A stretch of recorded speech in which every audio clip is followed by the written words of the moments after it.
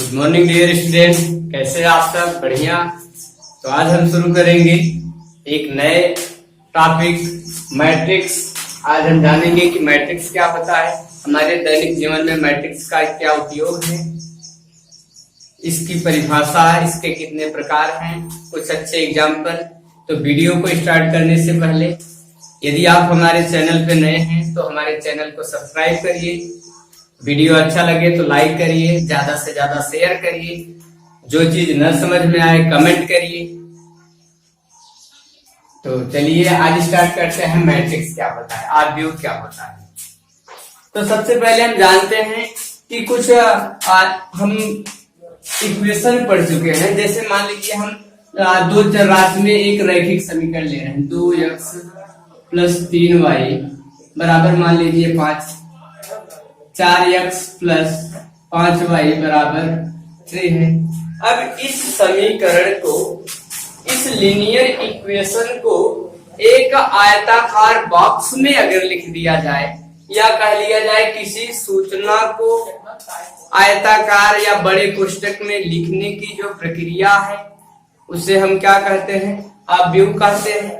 तो अगर इसको या इस सूचना को, इस समीकरण को हम बड़े कोष्ठक में लिखें तो इसका जो क्रम होगा ऐसे लिखा जाएगा। यहां से हो जाएगा आपका 2, 4, 3 और 5। एक ऐसा पद हम लिखे हैं, लेफ्ट का पद लिखे हैं, बाएं पक्ष की बायां पक्ष है आपका किसका गुणांक, x तथा y का गुणांक की चर्चा।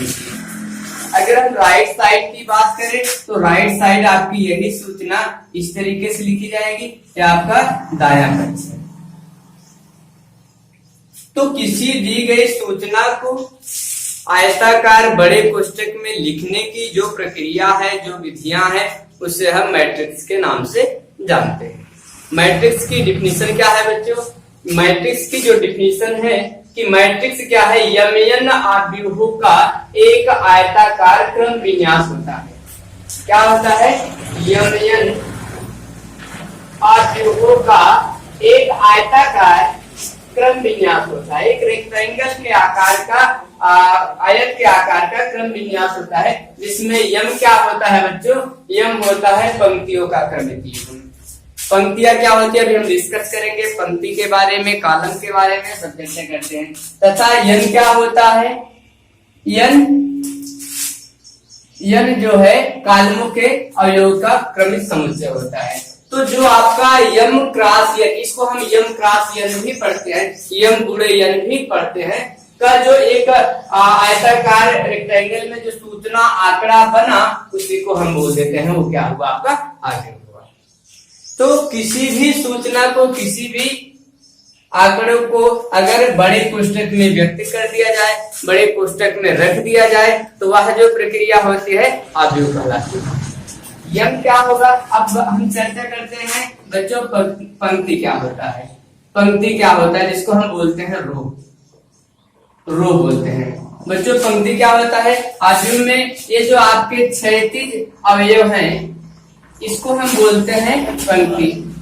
इसी आव्यूह में ये जो अंक उसके अंदर लिखे जाते हैं उसको अवयव बोलते हैं, इंग्लिश में एंट्री बोलते हैं, प्रविष्टियां भी बोलते हैं। बात आ रही समझ में? तो अगर कहा जाए पंक्ति क्या है इसमें, तो ये जो क्षैतिज कॉलम आपको दिखेंगे, ये क्षैतिज कॉलम, इस क्षैतिज कॉलम को हम बोलेंगे पंक्ति है। और कॉलम क्या होता है जिसको हम बोलते हैं स्तंभ। क्या बोलते हैं बच्चों? स्तंभ। स्तंभ को हम बोलते हैं कॉलम। कॉलम क्या होता है? ये जो ऊर्ध्वाधर अवयव की संख्या है, ये ऊर्ध्वाधर जो होते हैं इसको अवयव की संख्या को हम क्या बोलते हैं? कॉलम बोलते हैं, स्तंभ बोलते हैं। अगर हम आपसे कहें कि मेरे पास एक आव्यूह मान लीजिए है 2, 4, 3, 5, 2, 1, 2, 1, 5 ऐसे दिया जाए, हम आपसे कहे बच्चों बताओ इसमें कितने पंक्ति है और कितने कॉलम है, तो आप तुरंत ध्यान देंगे कि जो क्षैतिज अवयव की संख्या होगी उसे हम कहेंगे पंक्ति, और जो ऊर्ध्वाधर होंगे उसे हम क्या बोलेंगे? कॉलम। तो इसमें क्षैतिज अवयव की संख्या कितनी है? 1, 2, 3। तो पंक्ति कितनी है बच्चों? इसमें 3, कॉलम कितने हुए 1 2 3, कॉलम कितने हुए या इसको हम बोलते हैं स्तंभ कितने हुए 3। बच्चों ये जो m क्रॉस n है, m क्रॉस n जो होता है यही क्या कहलाता है, इस आव्यूह की कोटि कहलाती है। अगर हम कहें कि इस आव्यूह की कोटि क्या है तो आप बताएंगे ये आव्यूह आपका 3x3 कोटि का है। कोटि क्या होता है बच्चों, उसमें कितनी पंक्तियां हैं और कितने स्तंभ हैं, उनका जो गुणनफल है या उनका जो संकेत है वही क्या कहलाता है, उस मैट्रिक्स की ऑर्डर कहलाती है, कोटि कहलाती है। बच्चों ध्यान दो, एक छोटा सा एग्जांपल और हम लेते हैं। मान लीजिए 2 4 3 1 3 1 ऐसे। अब आपसे कहा जाए कि बच्चों इसकी कोटि क्या है तो आप बताएंगे इसमें पंक्तियों की संख्या 3 है और कॉलम की जो संख्या है 2, तो इसकी कोटि हो गई 3x2 की। हमेशा याद रखिए बच्चों कि हमेशा आपको पहले पंक्ति लिखना है और क्रॉस करके या गुणा का चिन्ह करके क्या लिखना है, स्तंभ लिखना है। एक क्वेश्चन बच्चों और इस पे पूछ सकता है, ये बताइए कि मान लीजिए कि कोई एक आव्यूह है वो 3x1 कोटि का है, उसमें अवयवों की संख्या कितनी होगी। कोई आव्यूह 3x1 कोटि का है, उसमें आव्यूहों या उस आव्यूह में अवयवों की संख्या क्या होगी। बच्चों अवयव समझ में आ रहा है, ये जो उसके अंदर अंक दिए जाते हैं उसी को हम क्या बोलते हैं, अवयव। अगर इस तरीके का प्रश्न पूछता है तो आपको जानना है कि ये जो कोटि होती है इसका जो गुणनफल होता है वो अवयवों की संख्या को व्यक्त करता है। कहने का मतलब आप ऐसा लिख सकते हैं, अवयवों की संख्या बराबर m क्रॉस n। मीन्स क्या निकला बच्चों कि उस आव्यूह की जो कोटि होगी उनका जो गुणनफल होगा पंक्तियों और कॉलमों का वही होता है आव्यूह के अवयवों की संख्या, numbers of entry by the matrix, उस दिए गए आव्यूह में अवयवों की संख्या। एकदम अच्छे से पढ़िए, वीडियो को फॉरवर्ड मत करिएगा क्योंकि जो भी स्टेप छूटेगा, छोटा छोटा स्टेप आज इंट्रो है तो छूट जाएगा तो मैट्रिक्स समझ में नहीं आएगा। बहुत ही इंटरेस्टेड चैप्टर है ये, अपने में एक टॉपिक एक यूनिट है। तो यहां से बच्चों अब एक छोटा सा और एग्जांपल, अभी हम क्या लिए कि एक आव्यूह 3x1 कोटि का है, एक कोटि इसकी है। अब इसमें आपको बताना है कि अवयवों की संख्या कितनी होगी। तो बच्चों ध्यान दो, अगर इसका हम मल्टीप्लाई करते हैं तो 3 एकम 3 तो हुआ कितना, 3 हुआ है। अब यही क्या हो गया, अवयवों की संख्या, क्योंकि हम पढ़ चुके हैं कि वो जो कोटि होती है या पंक्तियों और स्तंभों का जो गुणनफल होता है वही क्या होता है, अवयवों की संख्या होता है। एक छोटा सा एग्जांपल हम देते हैं बच्चों। मान लीजिए कि मेरे पास आप क्वेश्चन कर दिया जाए कि मान लीजिए एक छोटा सा एग्जांपल और लेते हैं कि 3 1 2 5। अब आपसे कहा जाए बच्चों बताओ इसकी कोटि क्या है, तो आप क्या बताएंगे, इसमें पंक्ति कितनी है, यहां हम लिखते हैं पंक्ति कितनी है, पंक्ति अर्थात यम का मान कितना है बच्चों, 1 2 3 4। और स्तंभ कितने हैं, स्तंभ यन का मान बच्चों केवल एक स्तंभ है, ऊर्ध्वाधर एक ही पार्ट है तो यन का मान हुआ 1। तो यहां से अगर हम कहें बच्चों कोटि कितनी होगी तो आप कहेंगे 4x1। अवयवों की संख्या कितनी होगी, इसमें अवयव की संख्या कितनी हुई बच्चों, अवयव की संख्या हो जाएगी 4 × 1 बराबर 4। इसमें 4 अवयव है, देख लीजिए। बात आ रही है समझ में। अब बात आती है मैट्रिक्स को किससे डिनोट किया जाता है, किससे प्रदर्शित किया जाता है। बच्चों ध्यान देना, हमेशा मैट्रिक्स को आव्यूह को अल्फाबेट जो ABCD के अक्षर हैं उसके कैपिटल लेटर मतलब ABC जो भी है A to Z तक उनसे प्रदर्शित किया जाता है। ABCD XYZ capital letter. जैसे मान लीजिए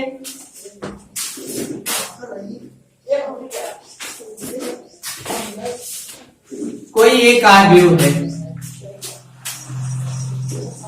यहां से आव्यूह दिया जाए 2 5 3 1 ए, इसको हम प्रदर्शित कर रहे हैं ए से। इसको हम क्या पढ़ेंगे, एक आव्यूह आपका ए है, उसका जो अवयव दिया गया है इतना है।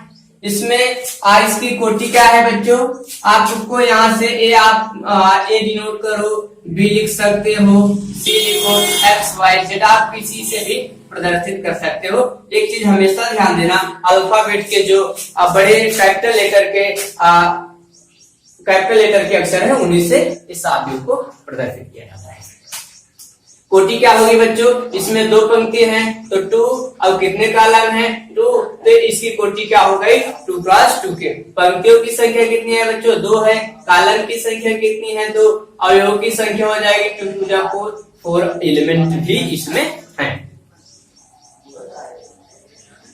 तो आव्यूह क्या होता है, हमने पढ़ा आव्यूह क्या होता है कि किसी दिए गए सूचनाओं या आंकड़ों को एक आयताकार या बड़े कोष्ठक में या यम क्रॉस यन के रूप में लिखने की जो प्रक्रिया है, एक बड़े कोष्ठक में लिखने की जो प्रक्रिया है उसे हम आव्यूह कहते हैं। जहां यम क्या डिनोट करेगा, उसमें पंक्तियों की संख्या का जो एक समुच्चय होता है। बच्चों समुच्चय क्या होता है, इसे अलग टॉपिक है, नेक्स्ट वीडियो में कभी हम पढ़ेंगे। एक चैप्टर है इंटर का कि किसी आंकड़ों के सुपरिभाषित या सुसंगठित समूह या संग्रह को समुच्चय का, तो बात की बात जैसे क्लास में बच्चों का समुच्चय या एक जोड़ी जूतों का समुच्चय, लेकिन उसमें अगर सेम जूते या जो है सेम ब्रांड के हो, सेम कंपनी के हो, तब समुच्चय होता है, अलग अलग। तो यहाँ से बच्चों तो आव्यूह क्या होता है हमने पढ़ लिया कि आव्यूह क्या होता है, इस सूचना को यम क्रॉस यन के रूप में या बड़े कोष्ठक में लिखने की प्रक्रिया को आव्यूह कहते हैं। इससे प्रदर्शित किया जाएगा अल्फाबेट के कैपिटल लेटर के अक्षर से प्रदर्शित किया जाएगा। कोटि क्या होती है बच्चों, पंक्ति क्या होती है, तो उस आव्यूह में जो क्षैतिज अवयवों की संख्या होती है उसे हम पंक्ति बोलते हैं। कॉलम या स्तंभ क्या होता है, जो ऊर्ध्वाधर पार्ट होते हैं उसे हम कॉलम बोलते हैं। और कोटि क्या होती है, पंक्तियों की संख्या, मतलब पंक्ति मल्टीप्लाई स्तंभ, यही आपका क्या कहलाता है बच्चों, उस आव्यूह की कोटि कहलाती है। तो आइए इसके बाद हम पढ़ते हैं कि तुलनीय आव्यूह क्या होता है। अब तो आव्यूह आपको समझ में आ गया है, अभी और भी हम आगे बताएंगे आव्यूह से क्वेश्चन। अच्छा एक एग्जाम्पल लेते हैं, एक एग्जाम्पल सपोज करो बच्चों, ध्यान देना, बहुत ही अच्छा एग्जाम्पल होगा, क्योंकि छोटी छोटी चीजें जब हम जानेंगे तभी इसके आगे का जो टर्म है हम सीख पाएंगे। और ये सब बेसिक चीजें हैं, ये आपसे एग्जाम में नहीं पूछेगा, बट अगर ये चीज हम नहीं जानेंगे तो शायद मैट्रिक्स क्या होता है उसके बारे में हम न जाने। तो वीडियो को फॉरवर्ड मत करिए, ध्यान दीजिए। क्वेश्चन हम क्या कर रहे हैं कि मान लीजिए आपको क्या करना है, एक आव्यूह की रचना करना है, एक आव्यूह बनाना है, ठीक, जिसमें एक आव्यूह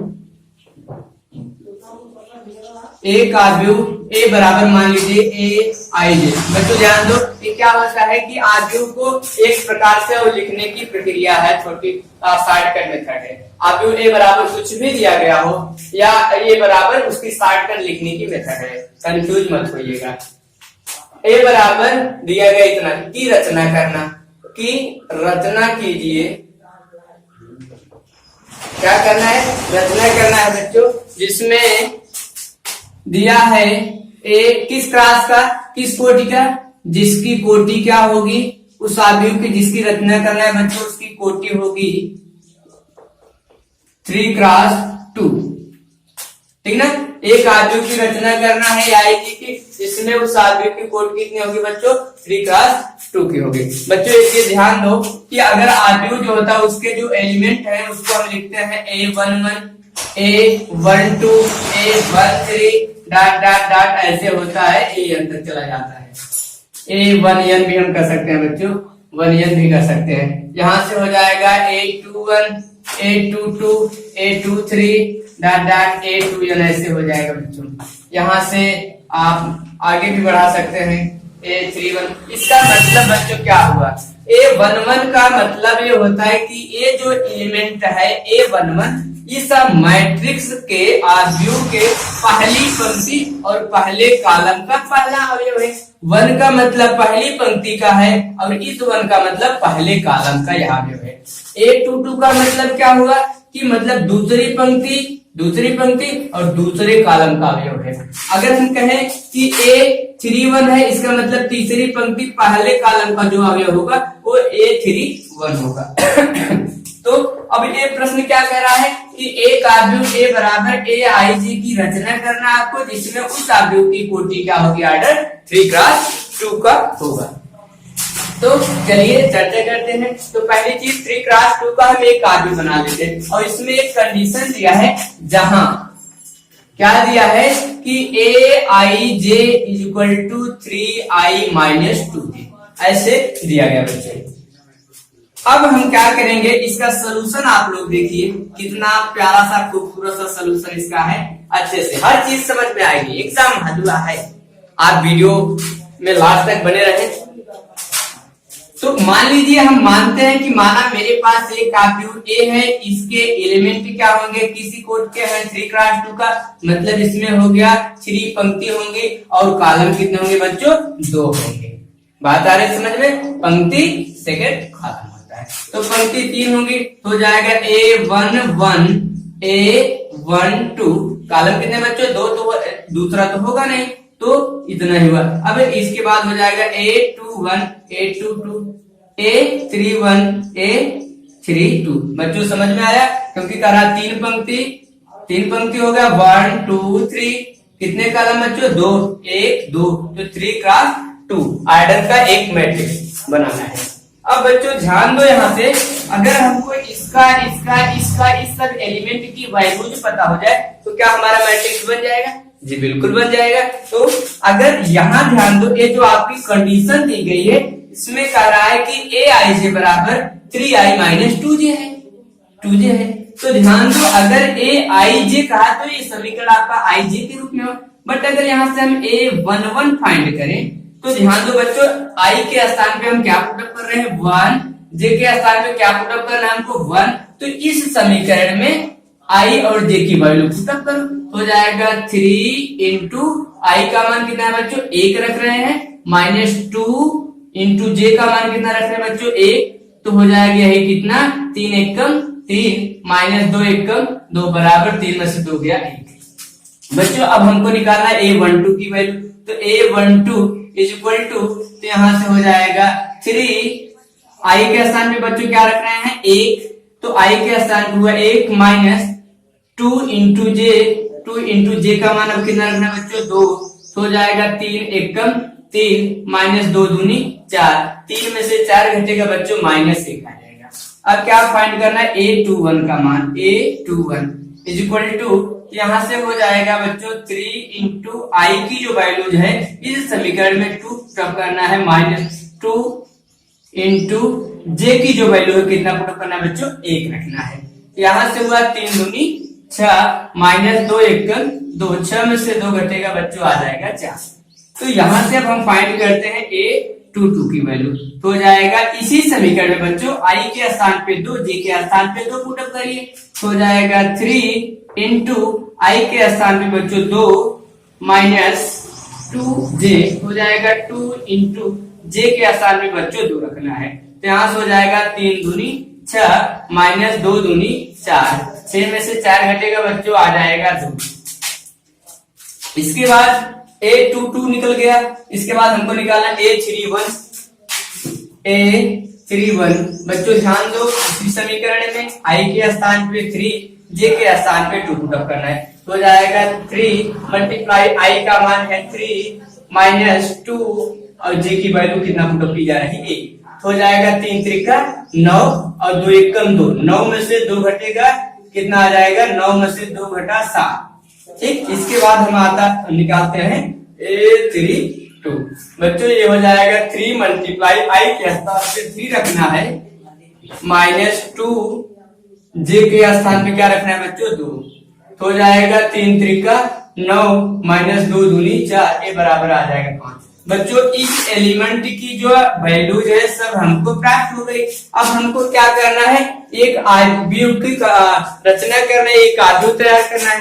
तो आपका आव्यूह बना क्या, यहाँ से आपका होगा अभीष्ट आव्यूह A इक्वल टू सबका मान हम पुटअप कर रहे हैं। A11 की वैल्यू बच्चों आया है 1, A12 की वैल्यू आया है -1, यहाँ से A21 की वैल्यू आया है 4 और A22 की वैल्यू आया है 2 और A31 की जो वैल्यू है बच्चों आया 7 और 32 की वैल्यू आया 5। ये आपका बन गया, ध्यान दो बच्चों, किस 3 पंक्ति है और कितने कॉलम है 2, तो 3 क्रॉस 2 का एक आव्यूह बन गया। प्रश्न का जो सलूशन था हो गया। तो अगर इस तरीके का प्रश्न कहेगा तो ऐसे उसका सलूशन आप निकालेंगे, मानेंगे कि एक आव्यूह है, उसके एलिमेंट मानेंगे, सबका मान पुटअप करके निकालेंगे, एक कंडीशन दिया है। ठीक, तो चलिए इसके बाद तब हम पढ़ते हैं कि तुलनीय आव्यूह क्या होता है, कि समान आव्यूह क्या होता है। बच्चों ध्यान दो, समान आव्यूह हम उससे कहेंगे जिसमें उन आव्यूह, जो आव्यूह दिया गया है उनका जो ऑर्डर हो सेम हो, अवयवों की संख्या अर्थात बराबर होगी, तो उन दोनों आव्यूहों को हम क्या बोलेंगे, समान आव्यूह कहते हैं। हर एग्जाम्पल देखा जाए, मान लीजिए मेरे पास 2 आव्यूह है, इसे मिटा दे रहे हैं। मेरे पास 2 आव्यूह हैं, अब कह रहा है कि बताना है कि तुलनीय आव्यूह क्या है, क्या उन दोनों आव्यूह की तुलना की जा सकती है। तो चलिए अब नेक्स्ट क्या है आपका, तुलनीय आव्यूह।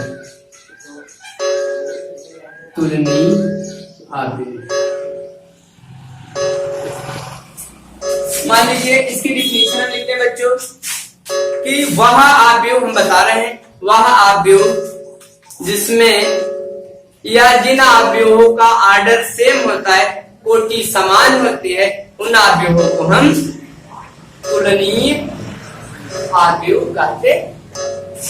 बात आ रही समझ में, वह आव्यूह जिसमें आव्यूहों की जो कोटि होगी, आप कोटि नहीं कह पाते हैं तो आप कह लीजिए जिसमें आव्यूहों के अवयवों की जो संख्या है वो समान होगी, उसे हम क्या कहेंगे, तुलनीय आव्यूह। वह आव्यूह, वह आव्यूह जिसमें